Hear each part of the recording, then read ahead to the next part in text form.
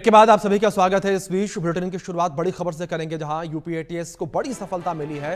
Changur gang का एक और सहयोगी गिरफ्तार किया गया है। राजेश कुमार उपाध्याय को एटीएस ने पकड़ा है। आरोपी को कोर्ट में पेश करके जेल भेजा गया है। ये बड़ी खबर निकलकर सामने आ रही है। आरोपी को गिरफ्तार करके जेल भेजा गया, ये बड़ी खबर जो इस बीच से निकलकर सामने आ रही है।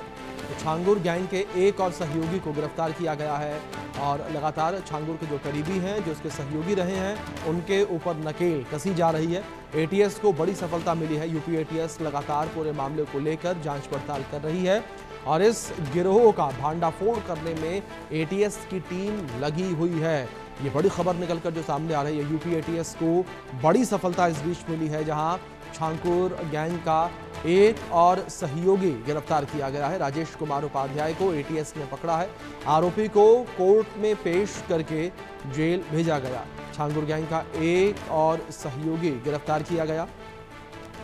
ये बड़ी खबर है। जिस तरीके से लगातार छांगुर के जो सहयोगी हैं, जो उसके करीबी रहे हैं, उन सब के ऊपर गाज गिरती नजर आ रही है। इस बीच हमारे सहयोगी अभिषेक सिंह जुड़ गए हैं, उनका रुख करेंगे अपडेट्स के लिए। अभिषेक, अगर बात इस पूरी गिरफ्तारी को लेकर की जाए, जिस तरीके से यूपी एटीएस को एक बड़ी सफलता हाथ लगी है, किस तरीके से छांगुर का ये सहयोगी था और किस तरीके से सहयोग ये आरोपी छांगुर का किया करता था? देखिए, छांगुर के पूरे मामले में या पूरे धर्मांतरण गैंग के पर एक्शन के बाद राजेश कुमार उपाध्याय को पहले जिस पोस्ट पर वो था वहां से डिमोट किया गया और प्रशासनिक तौर पर भी ये तेजी आ गई थी इस कार्रवाई में। वहीं जानकारी ये मिल रही है कि छांगुर के कानूनी मामलों में, क्योंकि राजेश उपाध्याय कलेक्ट्रेट में नौकरी करता था और सीधे तौर पर कहा जाए तो कई जगहों पर सीधे हस्तक्षेप था, यानी जो जानकारी मिल रही है सूत्रों के मुताबिक कि छांगुर और पूरी धर्मांतरण गैंग को बैकहैंड से प्रशासनिक मदद या फिर सेटिंग करने में बहुत तेज था राजेश उपाध्याय, और शायद यही वजह है कि उस पर शिकंजा कसने में एटीएस ने बहुत वक्त नहीं लगाया। जैसे ही एविडेंसेस सामने आए वैसे ही राजेश उपाध्याय को गिरफ्तार किया गया है। पता यह चल रहा है कि छांगुर की गैंग में जिस तरह से जानकारी मिल रही है कि कई सारे लोगों को धर्मांतरण के लिए डराया भी जाता था कि अगर वो धर्मांतरण नहीं करते तो उन्हें फर्जी मुकदमों में फंसाया जाएगा।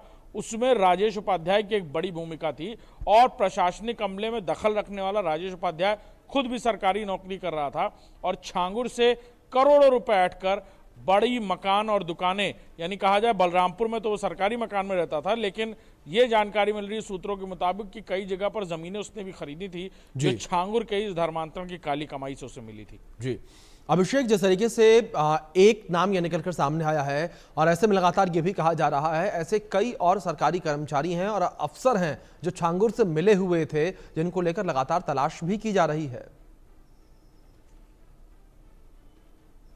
बिल्कुल, आंतरिक तौर पर और सूत्रों के मुताबिक जो जानकारी मिल रही है कि बलरामपुर प्रशासन इंटरनली एक जांच कर रहा है, लेकिन इंटेलिजेंस की तरफ से 2019 से लेकर अब तक कौन वो लोग थे जिन्होंने छांगुर या उसकी गैंग के खिलाफ जब भी एप्लीकेशंस थाने गई, कलेक्ट्रेट गई, जिला प्रशासन के पास गई, उस पर क्या कार्रवाई की, इसको लेकर एक जांच कर रही है, जिसको लेकर एक बड़ा एक्शन आने वाले दिनों में देखने को मिल सकता है। बिल्कुल, जाहिर तौर पर अभिषेक एक बड़ा एक्शन जो है वो लिया जा सकता है, जिसको लेकर लगातार जांच पड़ताल की जा रही है।